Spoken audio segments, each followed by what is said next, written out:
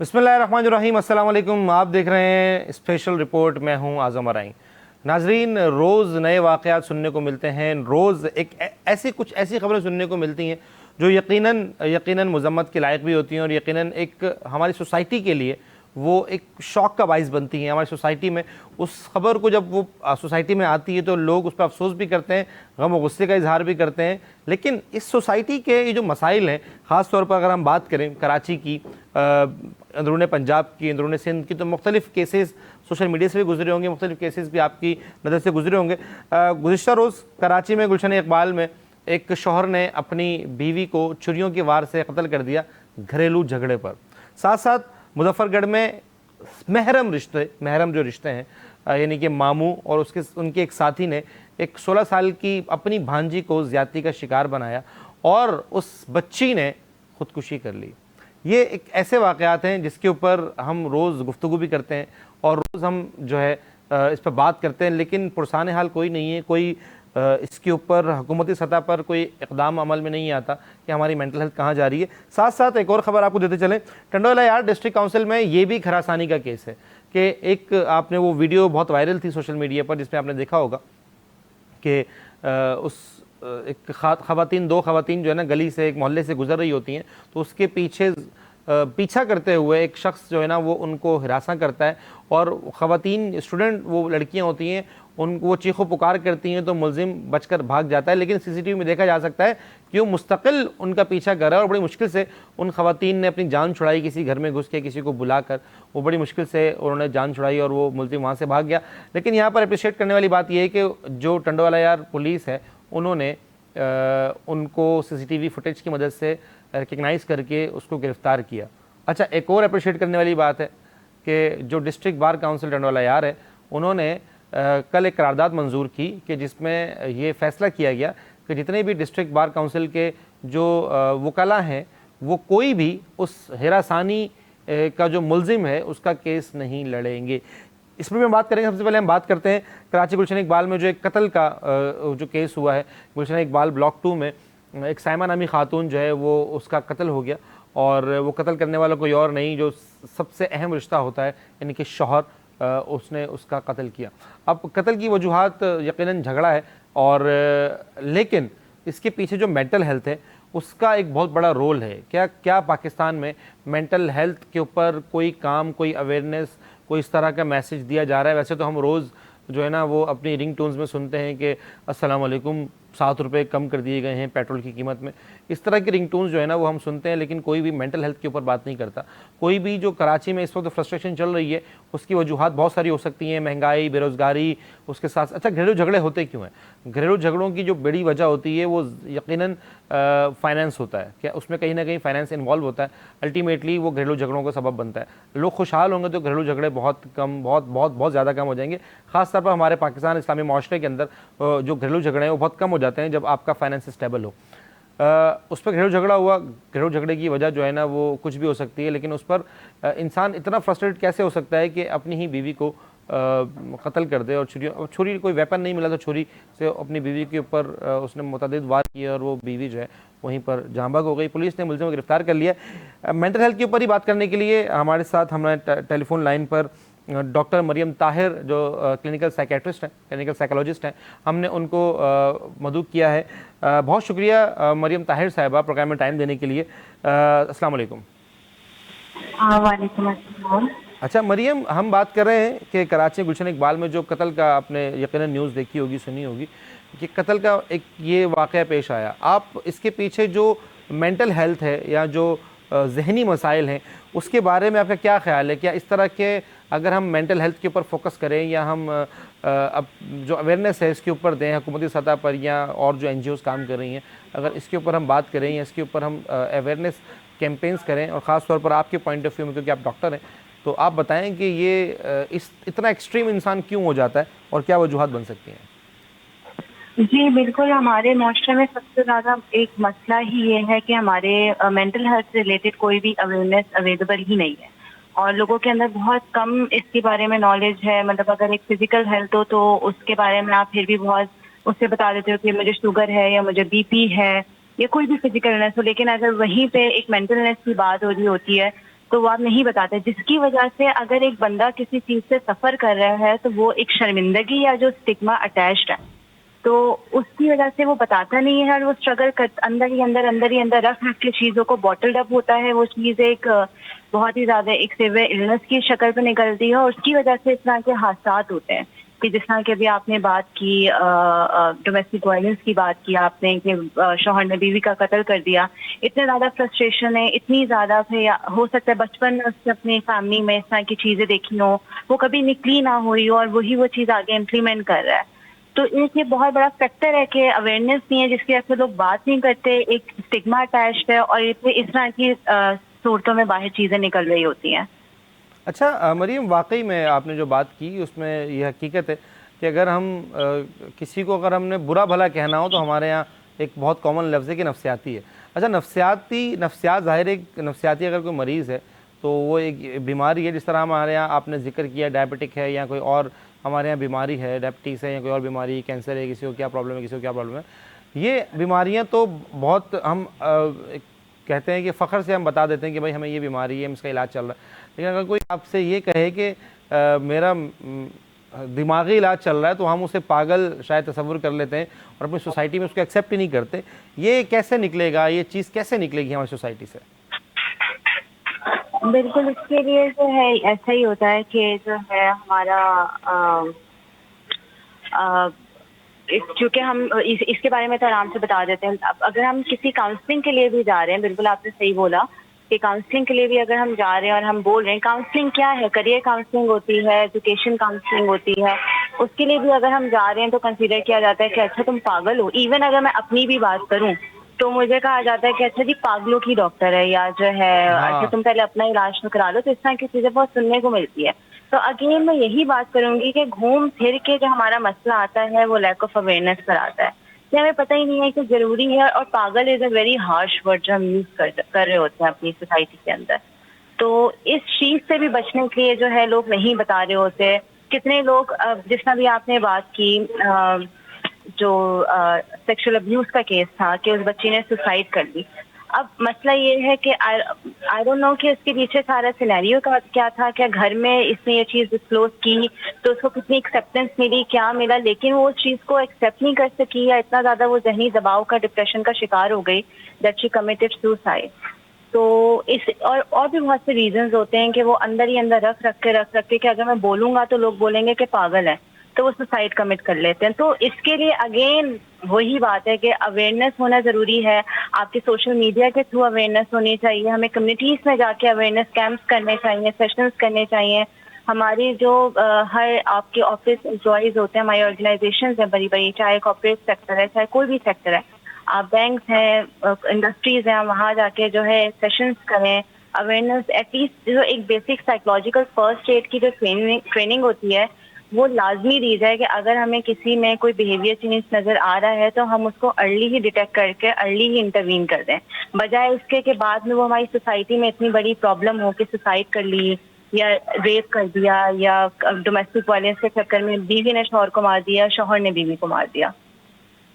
अच्छा मरियम, ये बड़ी अहम बात आपने की, लेकिन हम ये देख रहे हैं पूरी दुनिया में हमने ये चीज़ नोटिस की है, देखी है कि वहाँ पर कॉर्पोरेट सेक्टर हो या पब्लिक सेक्टर हो या प्राइवेट सेक्टर हो, उसमें ये होता है कि बाकायदा वहाँ पर क्लिनिक्स बने होते हैं जो आपको साइकोलॉजिस्ट के पास भेजते भी हैं। और वहाँ पे शायद मैंने बहुत सारे ममालिक में देखा है कि वो बाकायदा रिकमेंडेशंस देते हैं आपके ऑफिस वाले। जब आपका बिहेवियरल चेंजेस देखते हैं तो ऑफिस वाले रिकमेंडेशन भी देते हैं कि आप हमारे ये कंसल्टेंट जो है ये हमने कंपनी की तरफ से हायर्ड है, तो आप जाएं वहाँ पर सेशन लें और अपने आप की जो मेंटल हेल्थ है उसको दुरुस्त करें। अल्टीमेटली आपकी बॉडी का हर ऑर्गन आपके जो है दिमाग से अटैच्ड है और वही असल, अगर जब मेंटल हेल्थ आपकी ठीक होगी तो बाकी चीज़ें ठीक हो जाएंगी। अच्छा, ये जो आपने बात की, जिसे हम बात कर रहे हैं ये कत्ल के केस की, तो ये गुस्से की वजह से होता है या इसका क्या तरीक़ेकार है कि अगर आपको कोई इस तरह एक्सट्रीम गुस्सा है तो क्या करे इंसान, एक आम शख्स के लिए अगर हम बात करें तो? सॉरी, मैं आपको क्वेश्चन नहीं समझी, क्या करें? मैंने कहा कि इस तरह कत्ल का केस हुआ, आपको मेरी आवाज़ आ रही है? हाँ, थोड़ा इको कर रही है तो इससे थोड़ी प्रॉब्लम हो रही है। अच्छा, ओके। तो मैं ये कह रहा हूँ कि अगर आपको मेरी आवाज़ आ रही हो तो मेरा सवाल ये था कि ये जो कत्ल का केस हुआ इसमें यकीनन ये बात गुस्से की वजह से यहाँ तक पहुँची होगी, एक दूसरे के ऊपर वो बर्दाश्त नहीं कर पाए। तो ये जो हमारे ख़ास तौर पर पाकिस्तान के अंदर बर्दाश्त करने की सलाहियत है, ये तकरीबन ख़त्म हो गई है और गुस्सा बहुत ज़्यादा हो गया। एक आम इंसान अपने गुस्से पे, कोई ऐसी सिचुएशन बनती है तो अपने गुस्से पर कैसे कंट्रोल करे और क्या करे, कैसे पता चलेगा कि यार मैं वाकई दिमागी बीमारी का शिकार हूँ और मुझे किसी साइकोलॉजिस्ट की ज़रूरत है? बिल्कुल, इसके लिए जो है अगर गुस्सा इज अ प्रॉब्लम, पहले तो हमें ये देखना है कि वाकई क्या गुस्सा है या नहीं है। लेकिन अगर गुस्सा इज अ प्रॉब्लम तो हमारे पास एंगर मैनेजमेंट की टेक्निक्स होती हैं, ठीक है, जिसके थ्रू जो है हम अपने पेशेंट्स को, अपने क्लाइंट्स को सिखाते हैं कि अपने एंगर को आपने किस तरीके से कंट्रोल करना है। ठीक है, सबसे पहली बात तो हमारा मसला ये होता है कि अगर हम लड़ रहे होते हैं ना, तो हमें होता है कि भाई वो अगला बंदा मेरे सामने रहो, मैं उससे लड़ता रहूं। नहीं, अगर वो सिचुएशन है तो सबसे पहले तो आपने उस सिचुएशन से दूर हो जाना है। अगर आपको पता है कि ये एक सिचुएशन है और इससे जो है आपको आपका एंगर ट्रिगर हो रहा है, तो आपको इस सिचुएशन से दूर जाना है। ठीक है, आप जितना उस सिचुएशन में रहोगे, आप उतना गुस्सा अपना दिखाते रहोगे और बात जो है वो पहले चीखू पुकार से होगी, फिर तोड़ फोड़ पर होगी, फिर मार धाड़ पर शुरू हो जाएगी। इसके अलावा बहुत सारी एंगर मैनेजमेंट टेक्निक्स होती हैं जो हम अपनी ड्यूरिंग द थेरेपी यूज कर रहे होते हैं। और जरूरी नहीं है कि सिर्फ एग्रेशन है जिसकी वजह से ऐसा हुआ है। हो सकता है कि वो किसी जो हस्बैंड था, या अगर इस तरह के केसेस होते हैं तो हमने बहुत देखा है कि सब्सटेंस अब्यूज, जिसे हम कहते हैं मंशियात का इस्तेमाल, ठीक है, कि मंशियात के इस्तेमाल की वजह से भी जो है लोग अपने काबू में नहीं रहते, अपने होशों में नहीं रहते, और वो इस तरह से उनकी पर्सनैलिटी डेवलप हो जाती है क्योंकि वो इतना ज़्यादा उनकी डेली यूसेज इनकी होती है तो उनको वो अपने होश में नहीं होते कि वो क्या कर रहे हैं ड्रग्स लेकर। तो इस तरह ये काफ़ी रीजंस होते हैं इस तरह की चीज़ों के लिए। ये जो मुजफ्फरगढ़ वाला वाक़या है जिसमें एक मामू ने अपनी भांजी के साथ ज़्यादती की, अब आप देखें कि हमारे यहाँ एक बहुत महरम रिश्ता होता है मामू और भांजी का, और ये पाक रिश्ता और महरम रिश्ता है। इंसान क्यों इस हद तक पहुँच जाता है, इतना फ्रस्ट्रेटेड हो जाता है कि सगी भांजी महरम रिश्तों का ख्याल नहीं कर पाया और सबसे पहले अपनी भांजी को उसने ज़्यादती का निशाना बनाया? इसका तो एक हम ये भी देख सकते हैं कि जितनी ऐसा लगता है कि जितनी जहाँ पे सख्तियाँ होती हैं उतनी ही उस चीज़ को वो करने के लिए जो है ज़्यादा आप करते हो। अगर हम किसी दूसरी कंट्री में चेक करें इस तरह की चीज़ें, तो आपको इस तरह की चीज़ें कम मिलेगी as compare to lower income countries जिस तरह के पाकिस्तान है। दूसरी बात ये कि हो सकता है कि बचपन में जो है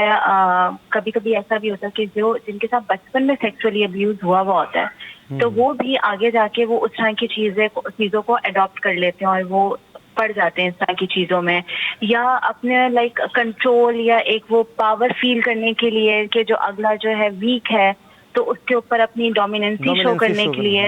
इस तरह की आप हरकतों में इन्वॉल्व हो जाते हो। फिर हमारे पास अनफॉर्चुनेटली जो हमारा जस्टिस सिस्टम है वो इतना स्ट्रांग नहीं है, और पता है लोगों को कि जो इस तरह के रेप केसेस में इन्वॉल्व होते हैं या जो करते हैं, जो रेपिस्ट होते हैं, उनको पता है कि भाई हमें पकड़ने वाला कोई नहीं, और अगर ऐसा कुछ होगा तो हम पैसे देके छुड़वा लेंगे, क्योंकि इतने स्ट्रिक्ट रूल्स एंड रेगुलेशंस नहीं है यहाँ पर। तो ये भी बहुत बड़ा रीजन है कि ये विदाउट एनी फियर ये इस तरह की चीज़ों में इन्वॉल्व होते हैं। अच्छा, अभी ये तो एक सिनेरियो ये है कि एक शख्स ने अपनी सगी भांजी के साथ रेप किया एक और शख्स के साथ मिलकर। सेकंड जो सिनेरियो है वो ये है कि उस बच्ची ने खुदकुशी कर ली जो विक्टिम थी। अच्छा, उसने एक दिन पहले अपने पेरेंट्स के साथ, ये अपने बहन भाई यानी बहनों के साथ और पेरेंट्स के साथ, माँ के साथ ये बात शेयर की कि मेरे साथ ऐसा हुआ है, और वेरी नेक्स्ट डे उसने वो जो सुसाइड कर ली। अच्छा, अब उस सुसाइड के पीछे क्या रीज़न था? अगर टाइम पर उस बच्ची की, जो 16 साल बच्ची है, भी ज़िंदगी शुरू हुई थी, अगर टाइम पर उसकी काउंसलिंग हो जाती और टाइम पर उसके जो पेरेंट्स हैं या जो बहन भाई हैं उसको एक सपोर्ट करते उसको इमोशनली, तो वो उस बच्ची की जान बच सकती थी मेरे ख्याल से। बिल्कुल बिल्कुल, अगर on the time, on right time उसको जो है इमोशनल सपोर्ट प्रोवाइड की जाती, उसको सुना जाता कि उसके साथ क्या है या उसके साथ क्या हुआ है, तो बहुत चांसेस थे कि वो इतना एक्सट्रीम स्टेप ना लेती। क्योंकि अगर मैंने सुना आपसे कि इस केस को भी जो है वो आई थिंक 1.5-2 महीने हो चुके हैं, और अभी इसने एक दिन पहले ही बताया नेक्स्ट डे सुसाइड कर ली, तो हमें ये भी देखना होगा कि फैमिली मेंबर्स का भी क्या रिएक्शन था। तो अगेन बात वो इमोशनल इंटेलिजेंस, इमोशनल सपोर्ट की जो अवेलेबिलिटी उसके ऊपर आ जाती है कि हो सकता है कि पेरेंट्स ने भी बहुत ही हार्श रिएक्शन दिया हो या इस तरह की कोई बात कर दी हो जो वो ना बर्दाश्त कर पाई हो, दिल बर्दाश्त ना होकर उसने इतना बड़ा स्टेप उठा दिया। तो ये अगर आपको टाइमली, वही बात है ना, अगर अर्ली इंटरवीन कर लिया जाए तो बहुत सी ऐसी चीजें हैं जिससे हम बच सकते हैं और जिससे हम लोगों को भी बचा सकते हैं। अच्छा, बिल्कुल ये ऐसा ही है कि उसके साथ ये जो वाक़या है ये कई दिनों से चल रहा था, कई दिन पहले हुआ, उसके बाद बच्ची ने बताया और वेरी नेक्स्ट डे उसने सुसाइड किया। इसका मतलब तो अल्टीमेटली यही हुआ ना कि पेरेंट्स या जो बहन भाई होते हैं उन्होंने उसको इमोशनल सपोर्ट नहीं दिया जो एक्सपेक्ट कर रही थी अपने पेरेंट्स से या अपने बहनों से। वो एक्सपेक्ट कर रही होगी कि भाई मुझे इमोशनल सपोर्ट मिलेगा, मुझे अब पता नहीं उनकी तरफ से क्या रिएक्शन आया, कैसे रिएक्शन आया, जिसकी वजह से बच्ची ने वेरी नेक्स्ट डे जो है ना सुसाइड कर ली। हमारे यहाँ ये बड़ा मसला है, इसके ऊपर आप क्या कहेंगी ख़ासतौर पर पेरेंट्स के लिए या जो विक्टिम है उनकी फैमिलीज़ के लिए, कि अगर इस तरह का कोई सिनेरियो बने तो पेरेंट्स को या विक्टिम की फैमिलीज़ को क्या करना चाहिए, किस तरह की सपोर्ट देनी चाहिए? एक तो सबसे पहली बात कि हमारे पेरेंट्स में और जो हमारा, क्योंकि आई थिंक जो अब जनरेशन आ रही है वो इतनी है एजुकेटेड भी और इतना उसको सोसाइटी में रहते हुए अंदाजा हो गया है कि अगर इस तरह का कुछ है तो इसमें हमारी ही बच्ची की या हमारे ही बच्चे की गलती नहीं है, ठीक है। तो लेकिन जो हमारी, अगर हम ओल्डर जनरेशन की बात करें, इवन अगर हम अपने पेरेंट्स की भी बात करें तो उनकी वो नहीं, उनकी जो सारी वो है वो बहुत लिंक्ड अप है सोसाइटी से कि लोग क्या कहेंगे, हमारी शर्मिंदगी हो गई, हमारी नाक कट गई, अब हम मुंह किसे दिखाएंगे। तो मेरे ख्याल से ये अवेयरनेस टाइम टू टाइम खुद ब खुद भी वैसे लोगों के अंदर आती जा रही है और इसमें जो है अगेन यही है कि जितनी अवेयरनेस हो उतना ज़रूरी है। और लेकिन ये है कि मैंने बहुत चीज़ नोट किया कि टाइम टू टाइम भी अब आजकल लोगों में इतनी सेंस डेवलप हो रही है कि हम लोगों के लिए नहीं जीते, हम अपने लिए जीते हैं। तो या ठीक है, बहुत शुक्रिया मरियम आपका प्रोग्राम में टाइम देने के लिए। नाजरीन, जिस तरह की मरियम ने बताया और हमने भी बात की कि अगर उस बच्ची की काउंसलिंग हो जाती या उस बच्ची को हार्श रिएक्शन नहीं मिलता, जैसा कि एक चीज़ बहुत इंपॉर्टेंट है वो ये है कि ये जो बच्ची के साथ ये जो वाक़या पेश आया ये काफ़ी पहले, 1-1.5 महीने पहले पेश आया, लेकिन बच्ची ने अपने घर में उसका जिक्र ख़ुदकुशी से एक दिन पहले किया, यानी कि जिस दिन जिक्र किया उससे वेरी नेक्स्ट डे उस बच्ची ने ख़ुदकुशी कर ली। अच्छा, अब जो तासुर जाता है वो यही जाता है कि यकीनन जो फैमिली की तरफ से जो रिएक्शन आया होगा वो बड़ा हार्श आया होगा और यकीनन फैमिली जो है ना वो खुद ट्रॉमेटाइज हो गई होगी इस चीज़ को देखकर, बजाय इसके कि वो उसको मेंटली और फिज़िकली और इमोशनली सपोर्ट करते और जो बेसिकली मुल्ज़िम था उसकी निशानदेही करते, उससे उसके ख़िलाफ़ कार्रवाई करवाते। लेकिन क्योंकि अगर उस ट्रॉमा की वजह से बच्ची ने ख़ुदकुशी करनी होती तो पेरेंट्स को ये चीज़ें बताए बगैर वो ख़ुदकुशी कर सकती थी, लेकिन पेरेंट्स को बताया, पेरेंट की तरफ से इमोशनल सपोर्ट नहीं मिला और उस बच्चे ने ख़ुदकुशी कर ली। तो पेरेंट्स के लिए और विक्टिम की फैमिलीज़ के लिए ये एक इंतहाई ज़रूरी बात है कि अगर आपका बच्चा या आपके साथ का कोई शख्स, आपका पार्टनर है या आपका भाई है, आपकी बहन है, कोई भी ऐसा वाक़या जो आपको लगता है कि उसको शेयर करना चाहिए, उसके साथ वो वाक़या शेयर करें, उसके दुख में शरीक रहें और उसको इमोशनल आप सपोर्ट करें, उसको फिज़िकल सपोर्ट करें, उसको दिलासा दिलाएं कि अभी ज़िंदगी ख़त्म नहीं हुई है, ये ज़िंदगी का एक वाक़या है, इसको भुलाया भी जा सकता है और इससे निपटा भी जा सकता है। तो ये चीज़ें ख़ास तौर पे विक्टिम के पेरेंट्स, बहन भाइयों के लिए बहुत ज़रूरी हैं कि वो अपने बच्चों के साथ, और दूसरी बात, आप अपने बच्चों को अवेयरनेस दें कि हमारे यहाँ अगर ऐसे वाक़यात बहुत कॉमन होते जा रहे हैं तो अपने बच्चों को अवेयरनेस भी देने की बहुत ज़रूरत है। और हमारे यहाँ सरकारी सतह पर भी हमारे यहाँ मेंटल हेल्थ के ऊपर काम करने की बहुत ज़्यादा ज़रूरत है और हमारी कोशिश रहेगी कि हम मेंटल हेल्थ के ऊपर मज़ीद भी बात करें और इसके ऊपर जो है वो हम बात करेंगे। फ़िलहाल यहाँ पर वक्त हुआ है एक छोटे से ब्रेक का। ब्रेक के बाद दोबारा मुलाकात करेंगे, कहीं जाइएगा मत, देखते रहिए स्पेशल रिपोर्ट।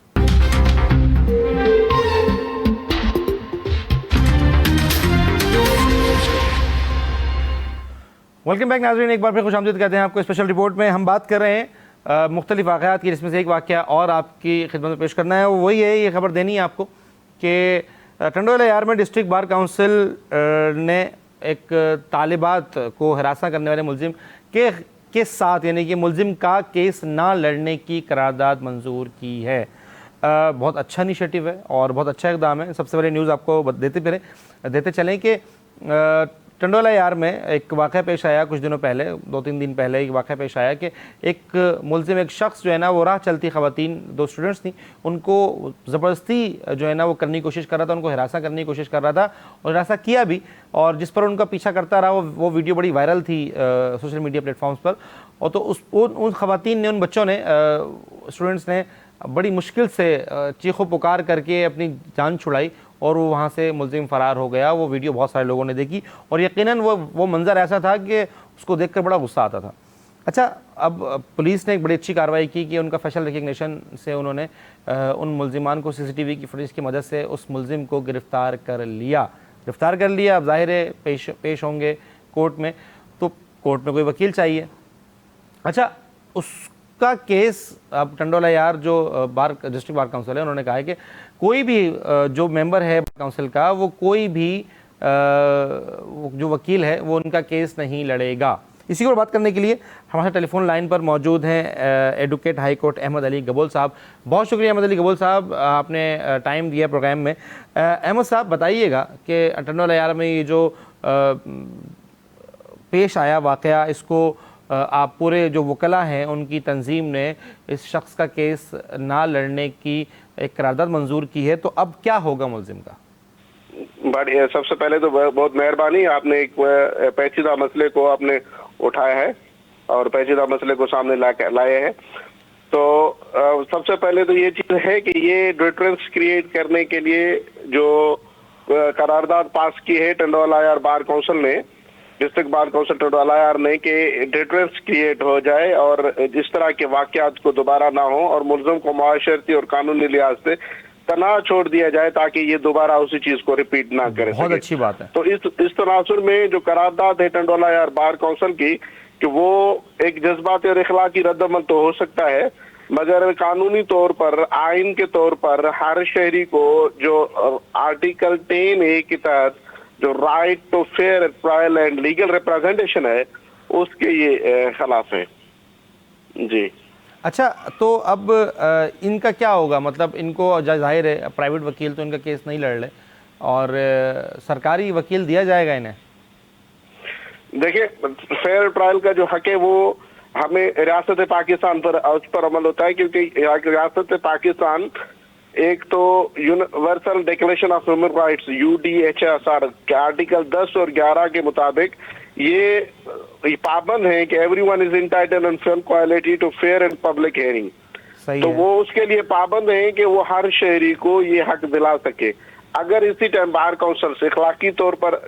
मैं पहले अर्ज कर चुका हूं कि इखलाकी तौर पर तो चलो उनका एक जज्बाती फैसला और स्ट्रांग मैसेज कन्वे सोसाइटी की तरफ करना चाहें कि बच्चों को हिरासत जो कर रहे हैं उस अक्यूज्ड को आप तना छोड़ दें, उसको कोई वारसी ना करे, मगर कानूनी पहलू से जो उसका जो राइट टू फेयर है वो जो है वो मुतासर होता है। इसी तनाजुर में बैनुल अक़वामी कानून के मुताबिक, इंटरनेशनल लॉ के मुताबिक, जो पाकिस्तान उसका सिग्नेटरी है UDHR के मुताबिक, कि वो इस चीज को एम्फेसाइज करे रियासत पाकिस्तान के फेयर और पब्लिक जो है वो हेयरिंग प्रॉपरली अक्यूज्ड को देनी चाहिए। तो इस हवाले से अगर उनको जो है डिस्ट्रिक्ट बार काउंसिल टंडोला यार नहीं दे रही, तो एक पाकिस्तान एक सिस्टम होता है जो रियासत के पास है, वो प्रॉपर एडवोकेट्स के तहत, तो उसको प्रॉपरली प्रॉपर एडवोकेट दिया जाए, रियासत की तरफ से उनको एडवोकेट दिया जाए जो प्रॉपरली उसको रिप्रेजेंट करे। No one can be condemned unheard, किसी बंदे को आप बगैर सुने आप उसको मतलब कंडेम नहीं कर सकते, उसको सुने उसको जो राइट को, उसको राइट ऑफ डिफेंस है जी। अच्छा, राइट ऑफ डिफेंस तो बिल्कुल आपने सही वजह फरमाया कि राइट ऑफ डिफेंस है। अगर हम इस केस को हटाएं, क्योंकि इस केस जो हरासानी का केस है ये तो एक ऐसा केस है कि इसके ऊपर तो कोर्ट्स को चाहिए कि बहुत स्ट्रॉन्ग सजाएं दें। इसके ऊपर हम बात करेंगे। जो आपने बात की उसी तनाजुर में इस बात को एक सवाल मेरा मुझे जहन में आया कि अगर इस तरह का कोई और केस होता है जिसमें आप कत्ल कह लें या कोई और केस इस तरह का जिसमें अगर डिस्ट्रिक्ट बार काउंसिल या सिटी बार काउंसिल उस केस को लेने से इनकार करती है, जिसमें ज़्यादातर इन्फ्लुएंस वकला का ये होता है कि या तो वकला के रिश्तेदार होते हैं या वो ख़ुद वकील होता है जो मुलजिम होता है, तो क्या होता है कि बार काउंसिल्स उस केस को जो सामने वाली पार्टी होती है उस केस को लड़ने से इनकार कर देते हैं। तो इसका दबाव अल्टीमेटली जज पर या उस पेशी जो प्रोसीडिंग होती है, वो ट्रायल होता है, उसके ऊपर दबाव नहीं पड़ता होगा इसका? नहीं, देखें, मैं पहले अर्ज कर चुका हूं कि ये इसी में दो पहलू हैं, एक तो अखलाकी पहलू है, एक ही कानूनी पहलू। कानूनी पहलू की बात कर रहा हूं। तो ये चलो इस हवाले से हो सकता है कि किसी वकील साहब के रिश्तेदार हैं या वकील साहब का कोई इशू है या कोई और इस तरह का सेंसिटिव इशू है जिसमें हम समाजी तौर पर, अखलाकी तौर पर उस चीज को, उस ऐसे ऑफेंस को हम डिटरेंस क्रिएट करते हैं। मिसाल के तौर पर जो इस तरह बच्चों को हिरास कर रहा है या अल्लाह माफ करे कोई इस तरह की डेरोगेटरी किस्म के केसेस आ जाते हैं, उस केसेस पे तो ठीक है, अखलाकी तो है, मगर कानूनी पहलू जो है, कॉन्स्टिट्यूशनल पहलू जो है, वो ये कहता है कि right to fair is the right of every citizen, right to fair trial is the right of every citizen. उसको राइट के तौर पर दिया जाए और बजाय इसी के कोर्ट किसी भी शख्स से, किसी इदारे से इन्फ्लुएंस्ड हो, तो वो उसी को जो है ना बेखौफ होकर कोर्ट उसको चलाए, और उसको मेरे ख्याल में कोर्ट के ऊपर प्रेशर नहीं होना चाहिए और ना ही कोर्ट को इस चीज को अडॉप्ट करना चाहिए। अच्छा, चलें, ये तो आपने बहुत अच्छी तरीके से एलैबोरेट कर दिया कि ना प्रेशर लेना चाहिए और ना होना चाहिए और ना होता है। यकीनन थोड़ा इन्फ्लुएंस तो ज़रूर होता होगा, लेकिन जज भी अपने कानूनी तकाज़ों को देखकर फैसला देते होंगे। अच्छा अहमद साहब, इस तरह के केसेस बहुत हुए, मुल्जिमान गिरफ्तार भी हुए, क्यों आखिर सोसाइटी के ऊपर ये नहीं रुकते ऐसे केसेस कि एक सीसीटीवी की मदद से पुलिस ने मेहनत की, उनको गिरफ्तार किया, कल को ये छूट जाएगा? क्या वजूहात रही होंगी इसके छूटने की, या क्या वजूहात हो सकती हैं? क्योंकि सीसीटीवी फुटेज पूरे पाकिस्तान ने देखी। इसी तरह अब जब ये सीसीटीवी फुटेजेस कोर्ट में पेश की जाएंगी तो क्या वजह होगी इसके पीछे? अगर ये मुल्जिम बाहर आता है इतने सबूतों के बाद भी, तो क्या गलती रही होगी पुलिस की तरफ से? क्योंकि मुद्दई इसमें यकीनन पुलिस होगी या वो खवातीन होंगी, तो क्या गलती रह सकती है कि ये दोबारा बाहर आ जाए और उस तरह ये दोबारा ज़ाहिर वो हरकतें शुरू कर देगा? असल में जो स्ट्रांग मैसेज हमें कन्वे करना है ना, वो जो स्ट्रांग मैसेज हम सिविल सोसाइटी हो या वकलाए हो या कोई और जो है सोशल जो हम इकाई हैं, यूनिट्स हैं, या जो यहाँ पर जो रह रहे हैं हम लोग, तो वो हर किसी को इस चीज पर मैसेज कन्वे करना चाहिए कि कोशिश करें कि एविडेंस को प्रॉपर तरीके से मतलब कि पेश करने में किरदार अदा करें। उसमें सब पहले तो ये है कि पुलिस एक मतलब के सिस्टम हो, पुलिसिंग सिस्टम हो, जो पुलिस उसको प्रॉपरली और as per the standard of the कानून शहादत उसकी कलेक्शन ऑफ एविडेंस करे, उसको प्रॉपर कलेक्शन ऑफ, आप जिस तरह फरमा रहे हैं एविडेंस के मुताबिक के सीसीटीवी कैमरा तो सबने देख ली, मगर कोई भी हमारा शहरी आजादाना तौर पर नहीं आएगा कि हम मैं उसके खिलाफ एविडेंस दूं। दूसरा, पुलिस उसको प्रॉपरली आया, उसको सीडीआर उसको सॉरी डीवीआर को, जो सीसीटीवी कैमरा का डीवीआर है, प्रॉपर फॉरेंसिंग कर रही नहीं कर रही, आया जो डीवीआर जिसकी कस्टडी में आया उस तरह का कोई बंदा, उसका जो कस्टोडियन है उसी को प्रॉपरली पुलिस एजिटेट अपना एविडेंस में ला रही है नहीं ला रही। ये शफाफ तहकीकात और as per the standard of the कानून शहादत एविडेंस प्रॉपरली कलेक्ट ना होने की वजह से ये जरूर आजाद हो जाते हैं। मगर इसी चीज को हमें डिटेल्स करने से जो क्रिएट करना है, जो हमें एम्फेसाइज करना है, वो इसी सिस्टम के ऊपर जो है ना वो एम्फेसाइज करना है कि भाई प्रॉपर कानून जो कलेक्टिव ऑफ एविडेंस हो, प्रॉपर एविडेंस आए, और प्रॉपर एविडेंस आएगी तो कोर्ट उसी एविडेंस को एजिटेट करके प्रोपेंडेंस करके वो आगे जाकर बेहतर तरीके से उसका फैसला कर सकती है। जी ठीक है, एक आखिरी सवाल कि आखिर क्यों कानून जो वो चीज़ें हैं, ये पुलिस, अगर आप जिस तरह आपने कहा कि एविडेंस कलेक्ट करने में कोई दुश्वारी का सामना है या कोई एविडेंस जो है ना वो प्रॉपर तरीके से कलेक्ट नहीं करती, क्यों जो है ये इनको पाबंद नहीं किया जाता पुलिस को? और दूसरी तरफ आखिर क्यों छोटी सी गलती की वजह से, जबकि एविडेंस अगर प्रॉपर नहीं है तो जो चीज़ वाज़े है तो उसके तहत क्यों छोटी सी पुलिस की गलती की वजह से उनको, मुल्जिमान को प्रॉपर सजाएं नहीं दी जाती जजिस की तरफ से?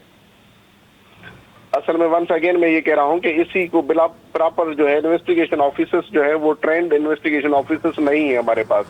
और ट्रेंड प्रोसिक्यूशन नहीं है। प्रोसिक्यूशन प्रॉपर तरीके से अपनी एविडेंस को नहीं ला पा रही, जो हम इन्वेस्टिगेशन ऑफिसर वो छोड़ रहे हैं, वो इन्वेस्टिगेशन ऑफिसर जो है वो सूबेदार साहब जो है वो इस तरह का कैपेबल नहीं है कि कल जो चीजों को प्रॉपर तरीके से मेजर कर सके। ये दो चार एविडेंस होती है ना, एक तो के एक्यूरेंस एविडेंस होती है जो सामने चश्मीदीदा गवाही हो, दूसरी चीज ये टेक्निकल एविडेंस है, एविडेंस है उसको प्रॉपरली जो है वो कलेक्ट करने के लिए हमारे पास स्टिल जो है वो लेकिंग है, प्रॉपर उस चीज को वो प्रॉपर प्रिजर्व नहीं करने के लिए हमारे पास टेक्नोलॉजीज तो है ही नहीं जो टेक्निकल एविडेंस को प्रिजर्व करे। जी बहुत शुक्रिया अहमद अली कबूल साहब, आप एडवोकेट हैं हाई कोर्ट के और आप जज भी रहे हैं, रिटायर्ड जज हैं आप। तो आप बस नाजरीन आपके सामने ये 3 वाक़यात रखे और तीनों ऐसे दिल दहला देने वाले वाक़यात, अजीब जो है ना वो कशमकश चल रही है पाकिस्तान में। इन सब की वजूहात क्या हैं? इन सब के पीछे वजूहात सिर्फ़ और सिर्फ यही हैं कि हमारी जो सरकारी जो इदारे हैं और जो सरकार है वो उस तरह हमारी सोसाइटी में अपना इम्पैक्ट, अपना किरदार नहीं अदा कर पा रहे जिस तरह करना चाहिए। ख़ास तौर पर विक्टिम्स के लिए अब इस तरह जो विक्टिम्स होते हैं उनको प्रॉपर जो सिक्योरिटी नहीं दी जाती, जो गवाहान होते हैं उन्हें सिक्योरिटी नहीं दी जाती, हमारी मेंटल हेल्थ के ऊपर काम नहीं किया जाता, हमारे लोगों में एजुकेशन अवेयरनेस की बहुत ज़्यादा कमी है, हमारे लोगों में सोसाइटी के जो इम्पैक्ट हैं वो बहुत ज़्यादा हैं। तो नाजरीन पता नहीं किस तरफ हमारा मुल्क जा रहा है, लेकिन यकीनन हमें एजुकेट होने की ज़रूरत है और हमारी सोसाइटी में हमें मेंटल हेल्थ की ख़ास, और ये तीनों वाक़यात जो है ना अल्टीमेटली मेंटल हेल्थ से कनेक्टेड हैं कि उसकी मेंटल इतनी ख़राब है, राह चलती लड़कियों को वो छेड़ रहा है। तो मतलब आप ये देखें कि किस तरह की मेंटल हेल्थ और क्या हमारी सोसाइटी में क्या इम्पैक्ट जा रहा है और हम किस नहज पर पहुंच चुके हैं। बस नाज़रीन इसका फ़ैसला आप नहीं करना है कि अगली बार आपने एक तो वोट किसको देना है, दूसरी बात कि हमने अपनी सोसाइटी में अपना क्या किरदार अदा करना है। नाज़रीन ये था आज का प्रोग्राम, आपसे मुलाकात होगी अगले प्रोग्राम में। अपना बहुत सारा ख्याल रखिएगा, मुझे दी इजाज़त, अल्लाह ने के बाद।